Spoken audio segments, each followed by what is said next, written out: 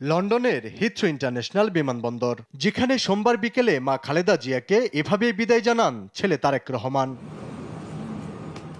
BNP চেয়ারপারসনকে বহনকারী কাতারের royal air অ্যাম্বুলেন্সটি Bangladesh সময় সোমবার রাত 9:10 যুক্তরাজ্যের হিথ্রো বিমানবন্দর থেকে ঢাকার উদ্দেশ্যে ছেড়ে আসে। তার সফরসঙ্গী হয়েছেন 2 পুত্রবধূ সহ 9 জন।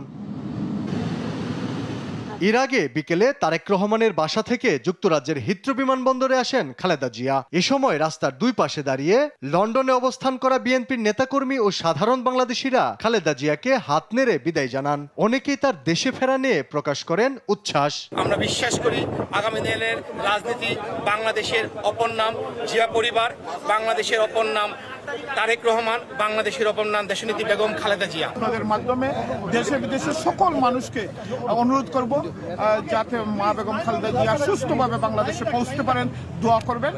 বাংলাদেশ হবে শহীদ জিয়ার বাংলাদেশ। কালকে ঢাকার রাজপথ হবে মানুষের লোকারণ্য, ইনশাল্লাহ। লক্ষ লক্ষ লোক কালকে ঢাকায় নামবে ইনশাল্লাহ। আমরা সেই অপেক্ষায় থাকলাম। সবকিছু ঠিক থাকলে মঙ্গলবার সকাল 10:30 হযরত শাহজালাল আন্তর্জাতিক বিমানবন্দরে অবতরণ করবে কাতারের রয়্যাল এয়ার অ্যাম্বুলেন্সটি।